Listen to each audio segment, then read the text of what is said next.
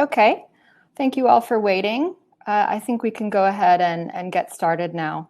So I'd like to welcome everyone to the FinTech Innovation Summit 2021.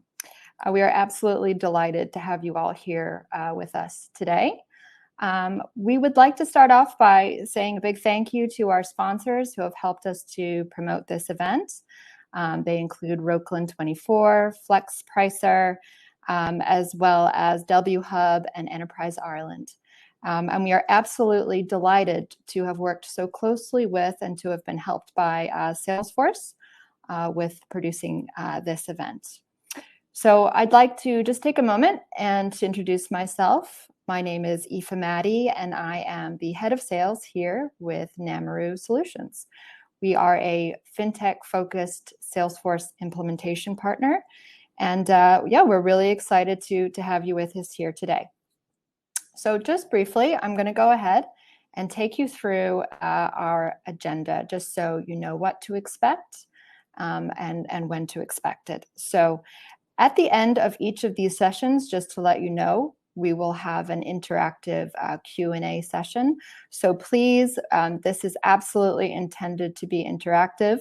As you have your questions, as you can see, there's a public chat over here on the right-hand side. So please go ahead, we'll take a look at those and try to get through as many questions, as we can. And if we can't get to them, we'll absolutely follow up with you at the end of the event. And there will indeed be a 10-minute break in between the both. So just briefly to take you through, starting off now, we are delighted to have Alison Olsson here with us today, Regional Vice President of Salesforce. And she'll be talking to us about the challenges that are faced by financial services marketers when trying to shape and foster relevant, measurable customer journeys and how they adapt to these. So we're very excited and honored to have Alison with us. After that, we're going to go ahead at 4 o'clock Hong Kong time, 9 a.m. Central and Eastern, and we're going to jump into our FinTech Innovation panel discussion. So this will be moderated by my colleague, Philip Linhart, and he is also from Namaru Solutions. So we are absolutely delighted to welcome some extremely knowledgeable and influential speakers today. We have the CEO of Statreez, Bertrand Teo, the CEO of Kupatal, Andy Chan, and the CEO of Know Your Customer, Klaus Christensen. So you can look forward to an interactive discussion where our panelists will talk about their experiences with FinTech innovation. And there will also be, as I mentioned, an opportunity for Q&A, which is very exciting. After that, to wrap up our FinTech Innovation Summit today, we are going to have a very practical workshop delivered by Philip. It's entitled Scale Your FinTech Startup and Boost Revenues by Aligning Sales and Marketing. So essentially, during our final session today, Philip will talk about the marriage between sales and marketing and how Salesforce can really help FinTech leaders to scale their companies. So you can expect a practical session along with a demo. Okay, so just before we kick off, I would like to just take a moment to briefly explain to you what the purpose of this event is today. Here at Namaru, we are very focused on building a community of like-minded FinTech entrepreneurs. We want to highlight what works for our clients and what works for others, and we want to focus on creating a sharing platform that we can all benefit from. So again, thank you to our speakers who have joined. Thank you to you for joining today. And with that, I would like to hand it over to Alison. Perhaps, Alison, you can give an intro, and then you can go ahead with your presentation. Thank you so much. Sure, and I will share my screen. I think, let's see, let me take over. Hi, everyone. My name is Alison Olsson. I'm the Regional Vice President of our high growth business at Salesforce. And I'm currently based in Hong Kong. So let me try to share my screen. So someone is already sharing their screen, which is why I can't click to share. Okay, perfect.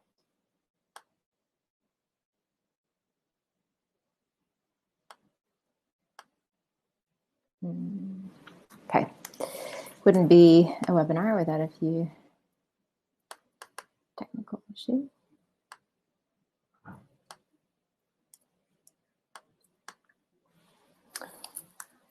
Oh, here we go. There we go. Sorry about that. Great. Can everyone see my screen? I'll assume it's yes, and I'll go. Perfect. So thank you so much. I'm very excited to be here today to present at the opening keynote. The theme of my presentation today is really about how companies can accelerate transformation, build relationships, and inspire customer trust.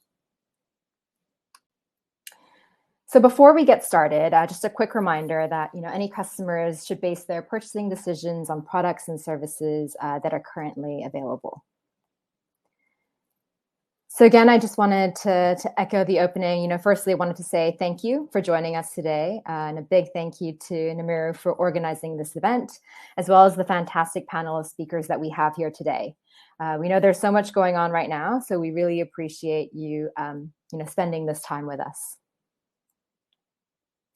So my goal today is really to help inspire the next, Finns or FinTech trailblazers. At Salesforce, we define trailblazers as lifelong learners. They're people who lead with values, give back to the community, innovate with Salesforce, and most importantly, help build a better world for others.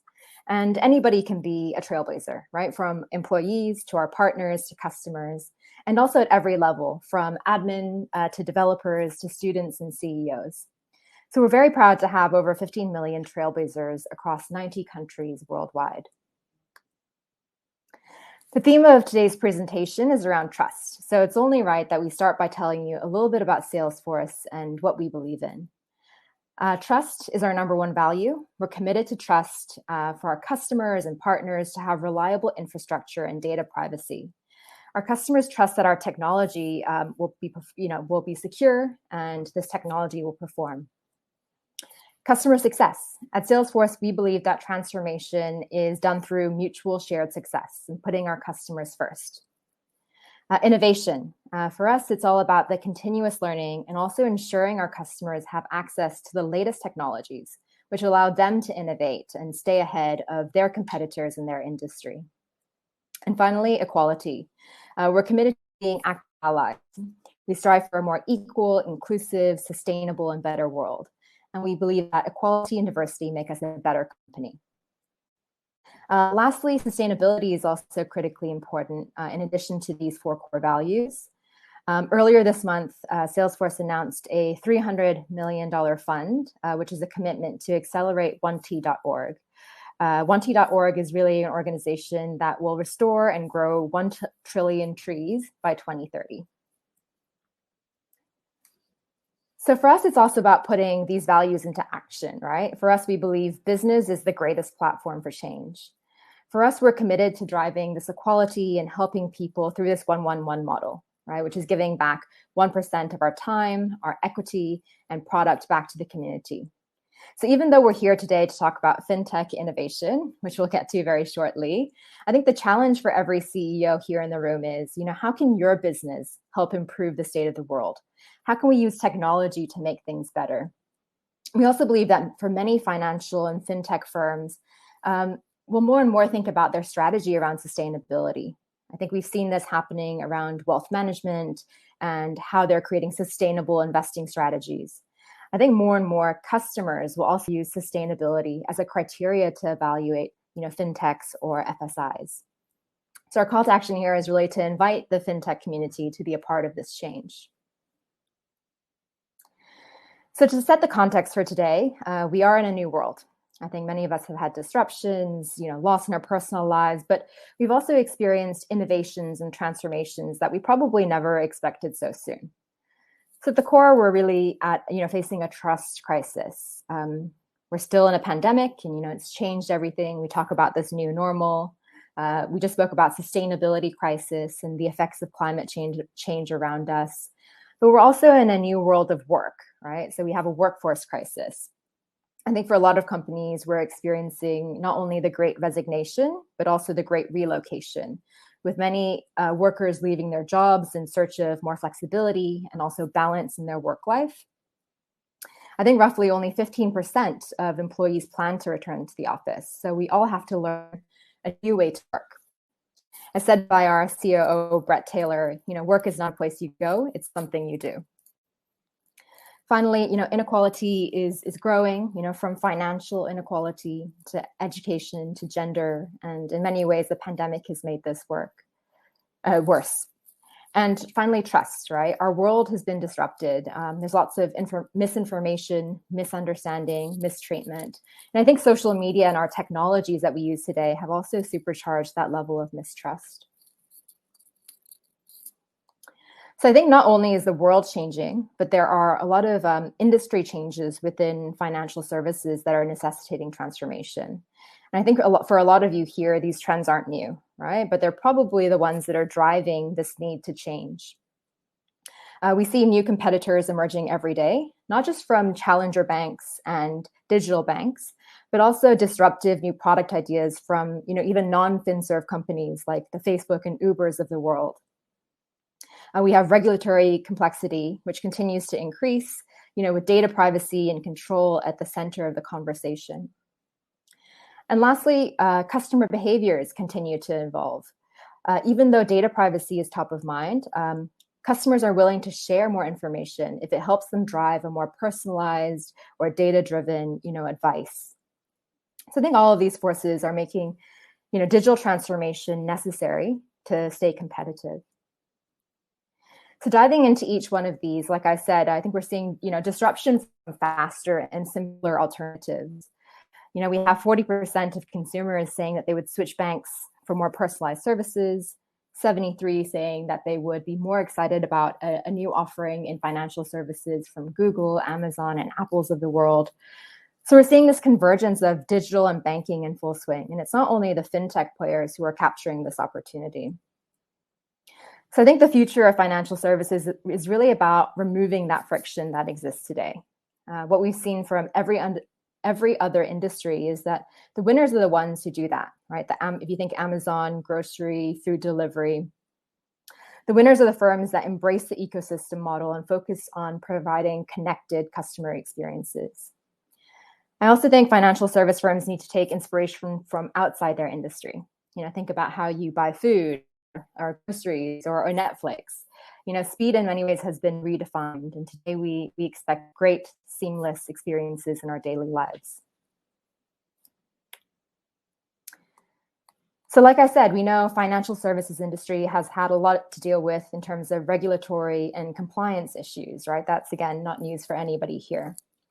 But we're also seeing a big shift in privacy changes that are happening across all industries. Before 2020, we saw the first disruptive change with GDPR for consumer privacy. During 2020, Apple and Firefox took the first steps to block third-party cookies tracking by default. And then this year in 2021, we see Apple limiting the ability to track an iPhone device ID, with roughly 20% of iPhone users already not being able to be tracked. And further changes that Facebook and Apple are putting in place will cut marketers' abilities to target audiences. And I think if we look at 2022 and beyond, the Chrome third-party cookies will be going away.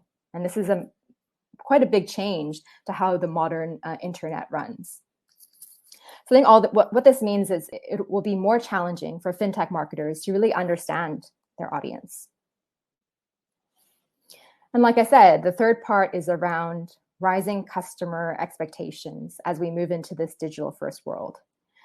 More customers are telling us that they're concerned about their long-term finances, but they're also more demanding, right? With 68% saying that they have elevated expectations of companies' digital capabilities, and 50% saying that they've raised their standards for customer service. With this higher expectation, we definitely still see a gap, right, in the customer expectations and the level of service that they're receiving today, with only 27% saying that they feel financial service industry providers provide great service and support, and it's fully customer-centric. Which brings us to the point of today, right? What's the way forward? How do we build great relationships with the digital-first customer? Firstly, for us, I think it's about understanding your customer, right? Building relationships start with that understanding. We know from our research that 66% of customers expect companies to understand their unique needs and expectations. A lot of firms we see today are product-centric and not necessarily customer-centric. They may be focusing on endpoints, for example, building a great mobile experience or a very good chatbot. And while that's a good start, financial service providers also have to think about the end-to-end customer journey. People don't wake up and say, oh, I need to apply for a loan or I want to buy a mortgage product. Their end goal is probably about, their end goal and dream is probably about owning a home. So I think for us, it's about how do we create those valuable interactions and focus on customer needs, not just selling products. The product is really the byproduct of focusing on customer needs.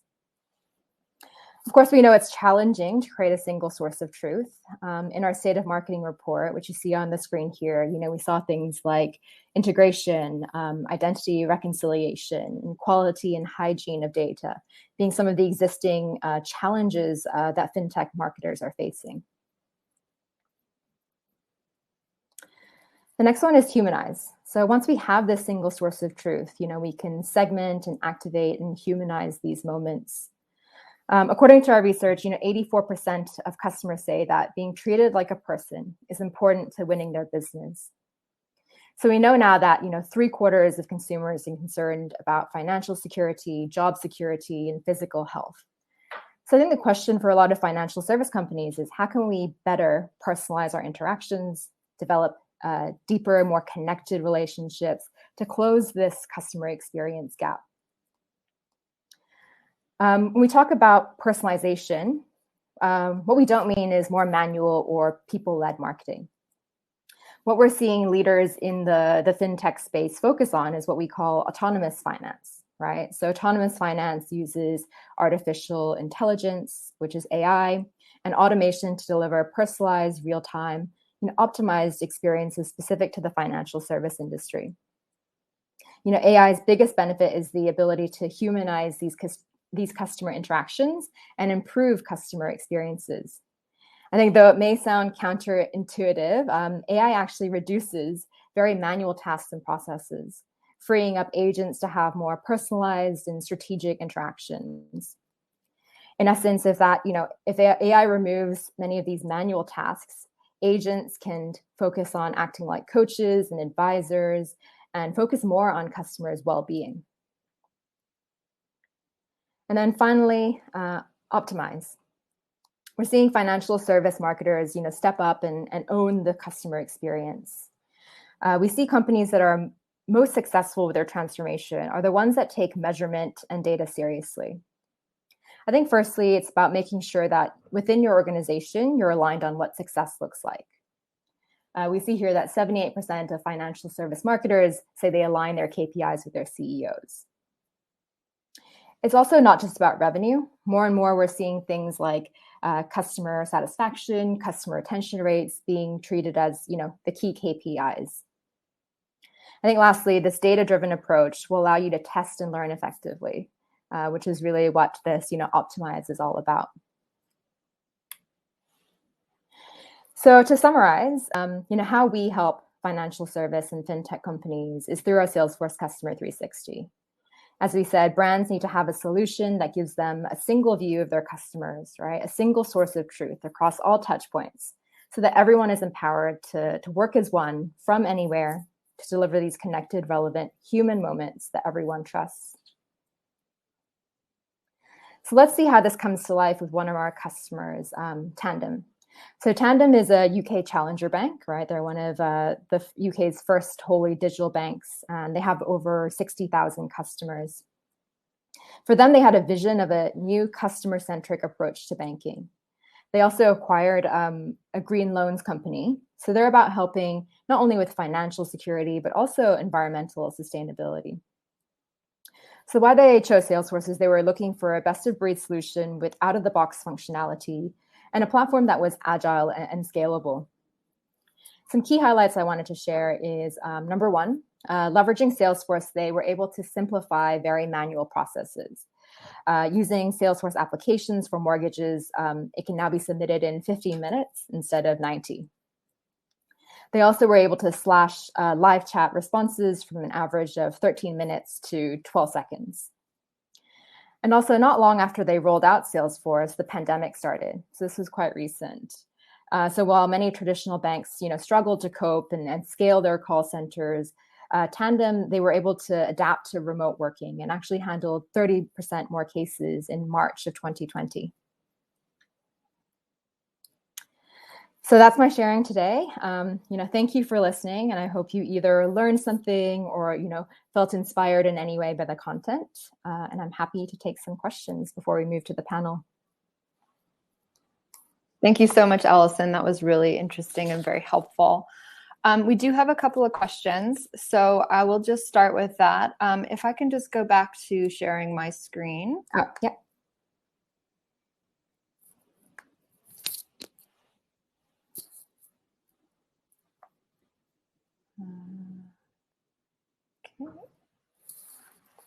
Should be there. Okay, great. You can see my screen now. Perfect. Great. Okay.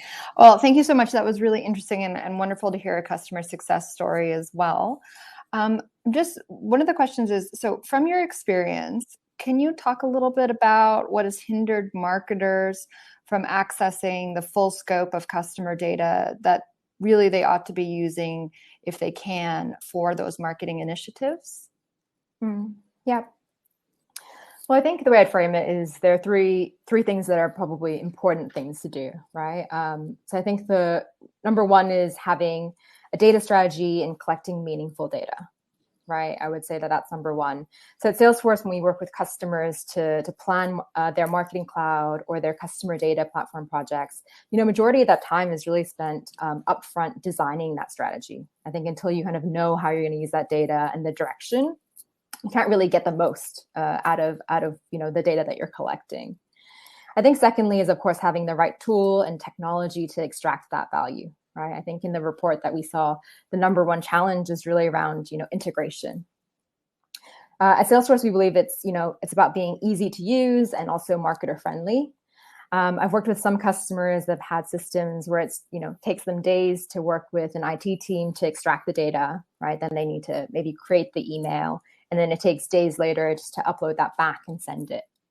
So if you're not able to easily segment on the fly and you have a tool that's easy to use and also to see results in real time, I think this would really hinder your effectiveness as a marketer to fully leverage that customer data. And I think the last part is really about your organization, right? I think the entire company is responsible for this data, from sales, service to marketing teams. They all need to be working together and sharing common goals and metrics, right, in order to collectively improve how they're building that customer profile and improving the customer experience. Yeah, absolutely. That alignment makes a lot of sense. Mm-hmm. Okay, great. Thank you so much. So one more, if you don't mind, a few more. Yeah.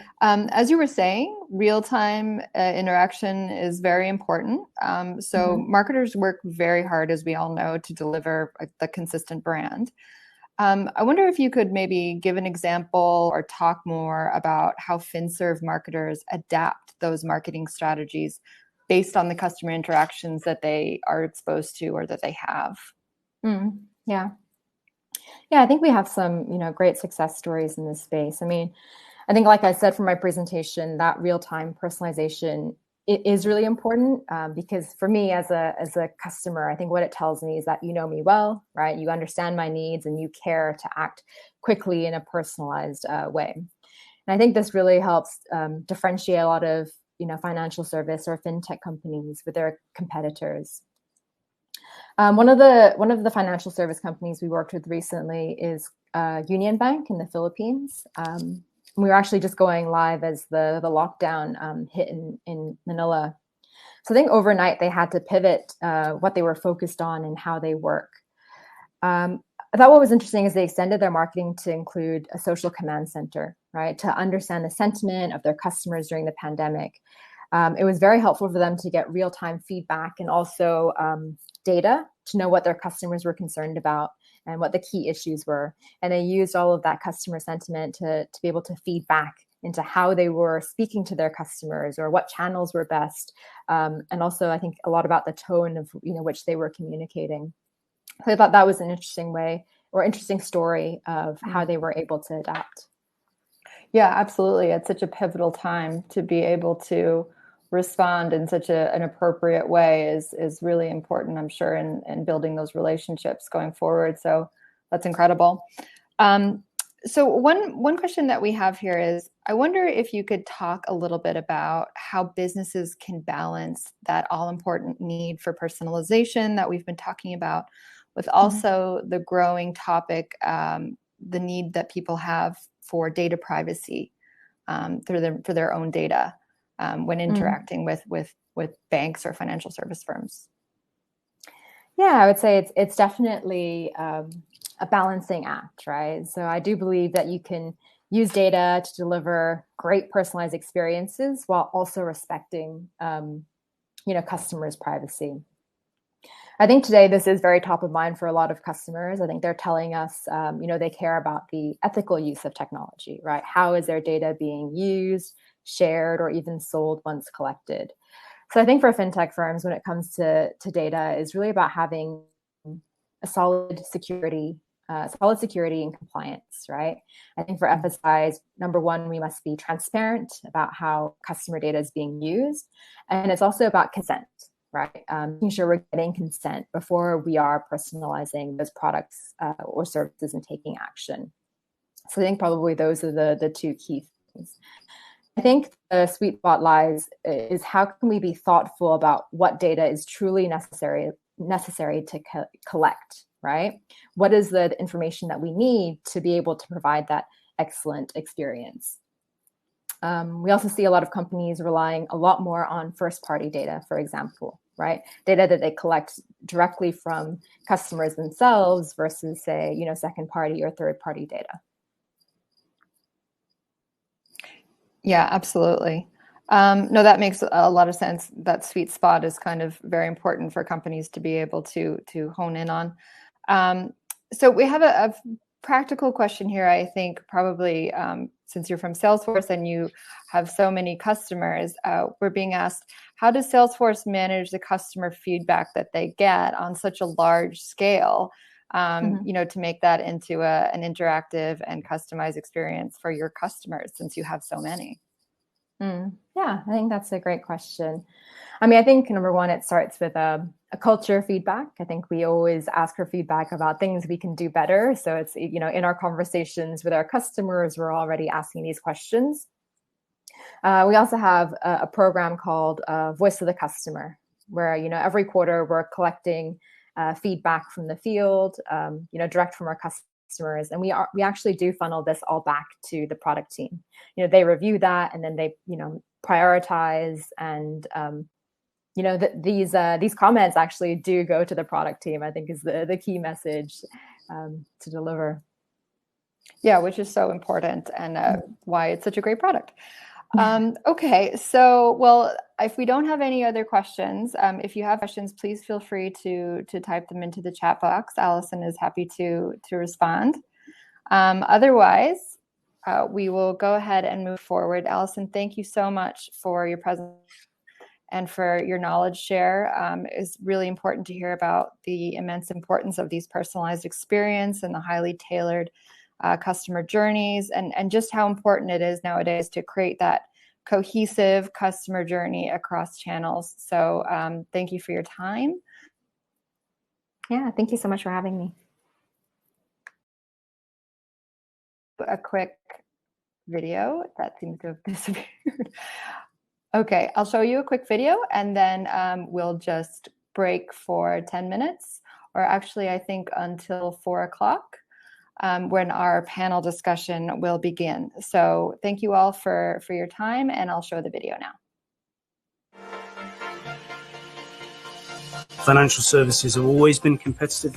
The credit crisis began in 2007. So it is paramount that we're able to offer a sleeker service than traditional financial institutions. There's been huge changes in the financial services sector The benchmarks from consumer have created a whole new level of expectation, and we have to meet that. These are really, really complicated deals with lots of moving parts, and it's really vital that we have that single view of the customer.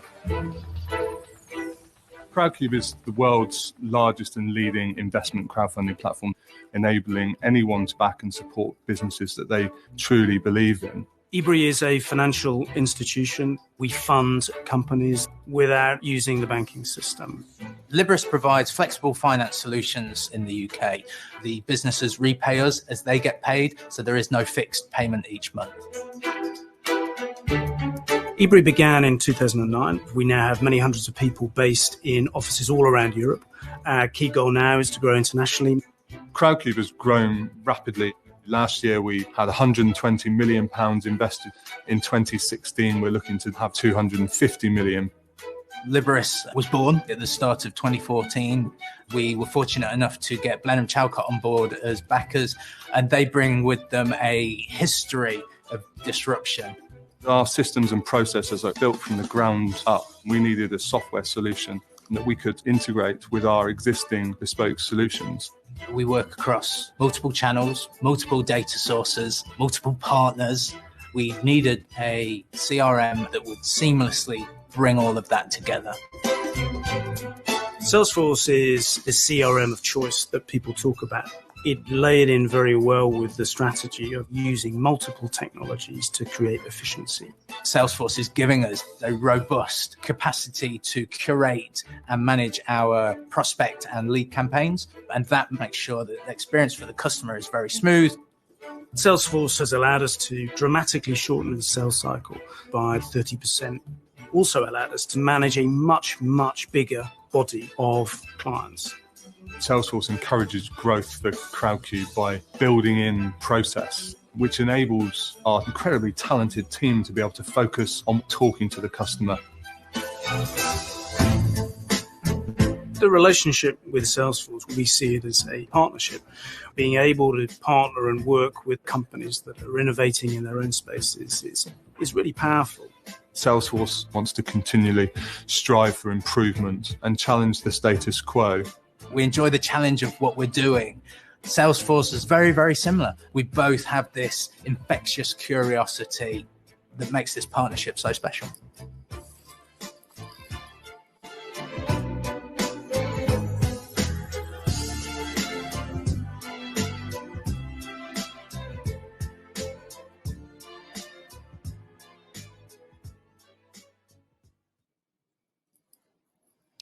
Great. Okay. Thank you so much for all of you attending this first part of our FinTech Innovation Summit. We're delighted to hear from Alison Olsson. And so what we're going to do now is take a short break until 4 o'clock, when we are excited to have our panel discussion with the CEOs of Kupatal, Know Your Customer, and Statries. So I will go on mute now, and we'll rejoin at 4. If you have any questions in the meantime, please do add them to the chat and we'll be happy to answer them. Thank you.